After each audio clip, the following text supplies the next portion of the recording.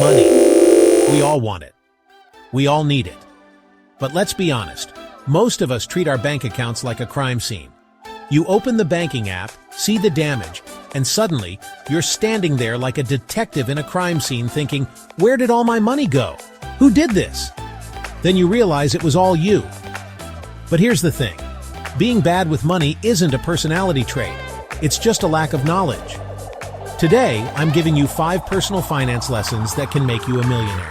And maybe, just maybe, prevent you from having to sell your left kidney on Craigslist. So strap in, because this is going to be a wild ride. Let's start with Lesson 5.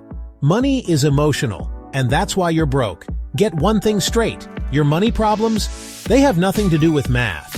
If being good with money was just about numbers, every accountant would be a millionaire. But nope, even smart people make dumb money decisions.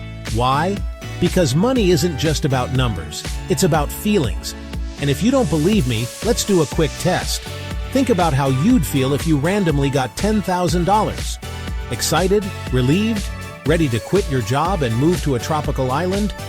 Now imagine you checked your account and saw that you lost $10,000. That second feeling, way stronger, right?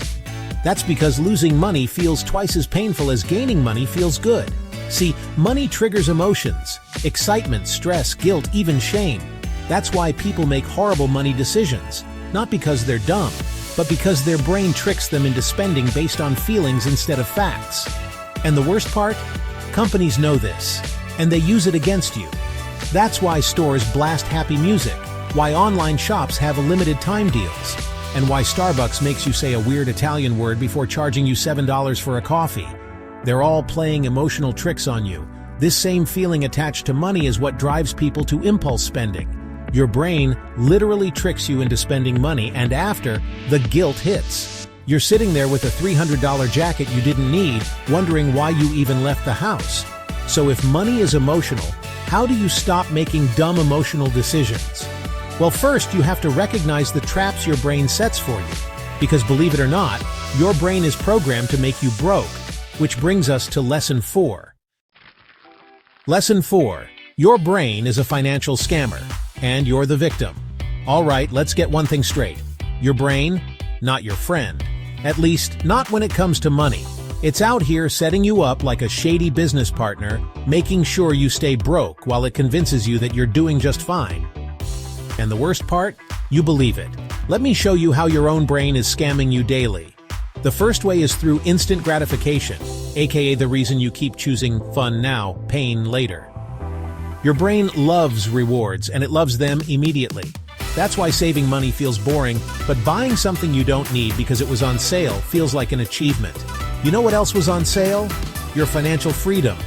And you probably just sold it for a 30% discount on a pair of shoes you'll forget about in a month.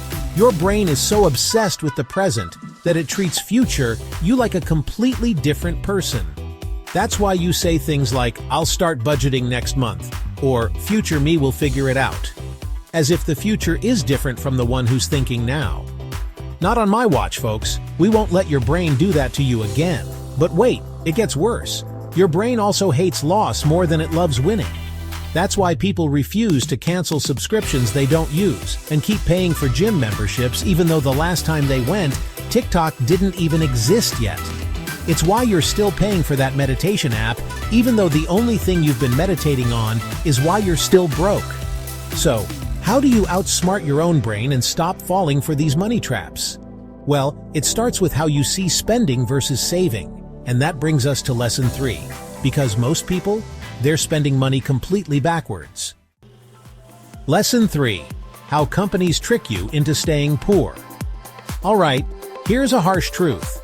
If you're bad with money, it's not entirely your fault. Your brain is already working against you, but guess what? So is literally every company on the planet. These businesses, they don't just want your money, they want all of it. And they've spent billions of dollars studying exactly how to make you spend without thinking. And the worst part? It's working. Let's start with the illusion of a good deal.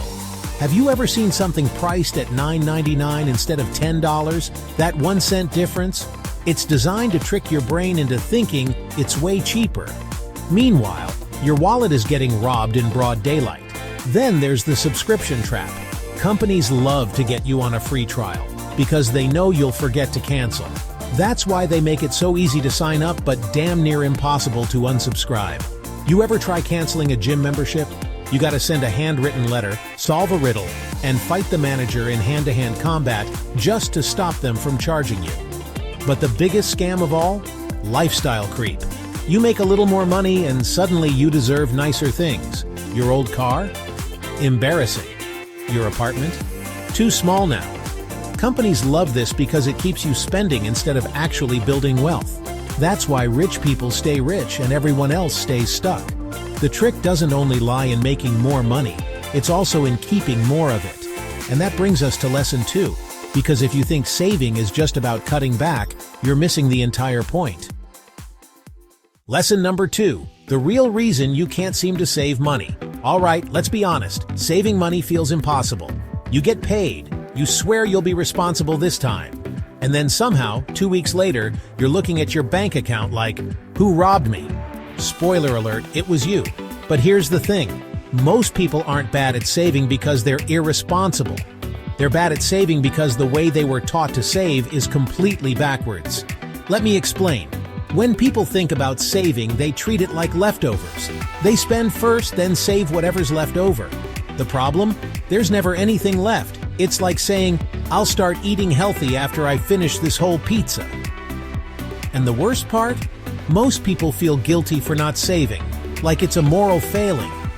But saving isn't about discipline, it's about systems. Rich people don't decide to save every month. Their savings come out before they even see their money. It's called paying yourself first. You set up an automatic transfer to savings the second you get paid, before your brain can trick you into thinking you need to spend it. And if you're thinking, but I don't make enough to save, that's exactly why you need to start. Because saving isn't about the amount, it's about the habit. If you can't save $10 now, you won't save $1,000 later. More money doesn't fix bad money habits, it just makes them more expensive. Think about it, how many people do you know who got a raise and immediately upgraded their lifestyle to match? New car, bigger apartment, expensive vacations. Suddenly, they're still living paycheck to paycheck, just with nicer furniture. That's called lifestyle inflation, and it's the reason people stay broke even when they start making more. And don't even get me started on emergency savings. The number of people who have $0 saved for an emergency is actually terrifying.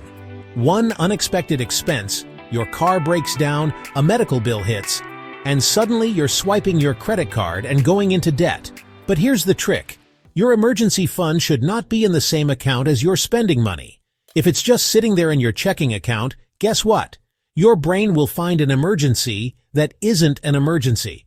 Oh no, this flight to Miami was such a good deal. Sir, that is not an emergency. Put your emergency fund somewhere separate, ideally in a high-yield savings account where it's harder to touch but still accessible when you actually need it. So if you want to actually keep your money instead of just making it and watching it disappear, you need to set up automatic savings and an emergency fund. But saving money is just half the equation, because if you're not putting that money to work, you're losing out. And that brings us to lesson number 1, where the real wealth building begins. Lesson number 1, how to make money without working more. All right, let's be real. Most people think the only way to make more money is to work harder. More hours, more side hustles, more caffeine-fueled nights questioning your life choices. But let me tell you something. If hard work alone made people rich, construction workers and nurses would be billionaires. The truth? Rich people don't just work harder. They make their money work for them. And if your money isn't making you more money while you sleep, you're doing it wrong. And no, I'm not talking about those get-rich-quick scams where some guy in a rented Lamborghini tells you to DM him for business opportunities. I'm talking about something real, investing. Now, I know, investing sounds intimidating. Numbers, charts, stocks, the news saying the market is crashing every 5 minutes. It feels like you need a PhD in finance just to get started. But here's the thing. Investing isn't just for rich people. It's how people get rich. If you're just saving money and not investing, you're losing money every year. Why? Because of inflation.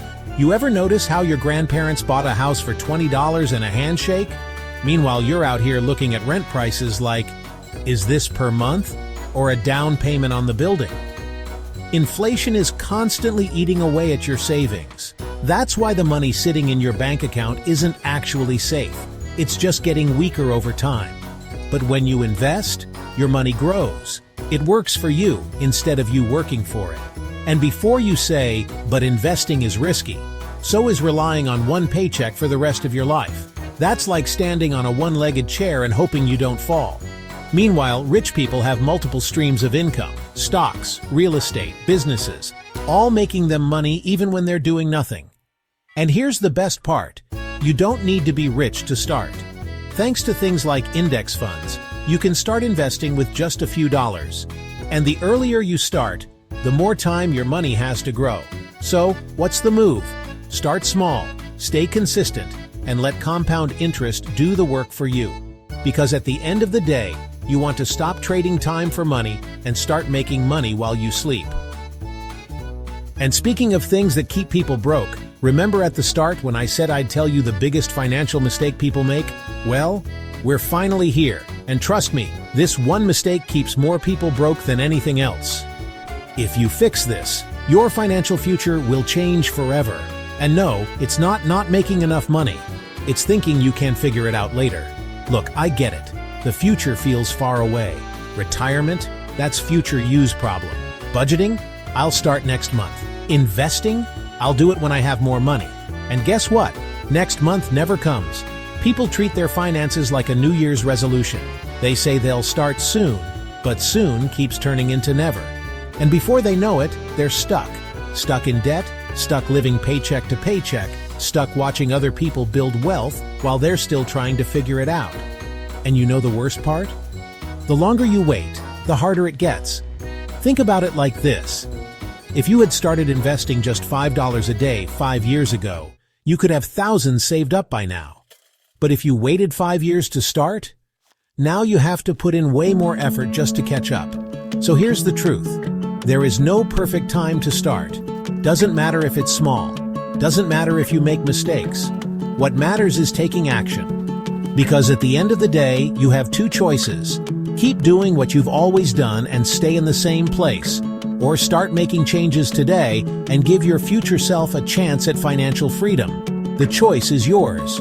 But just remember, one day, future you is going to look back at this exact moment, and they're either going to say, "Thank you for starting," or "Why didn't you?" All right, before you go, I need to tell you something important. I'm on a mission to get this message of financial freedom to 10,000 people. Why? Because right now, there are millions of people working hard, struggling, stressing over money. Not because they're lazy, not because they're not trying, but because they were never taught how to win with money. The system profits off financial ignorance. The banks, credit cards, everyone. But from now on, that stops. If you've made it this far, it means you care about your financial future. And if this video helped you even 1%, imagine what it could do for someone who's one bad financial decision away from disaster. Someone drowning in debt. Someone who's never even heard these lessons before. So here's what I'm asking. Help me spread this message. Like this video so the algorithm pushes it to more people. Comment your biggest takeaway so others can learn from it. And most importantly, share this with someone who needs to hear it. Because the truth is, we're all either part of the problem or part of the solution. And if we don't start sharing real financial knowledge, guess who will keep controlling the narrative? The same companies keeping people broke. Let's change that. And it starts with this video. It starts with you.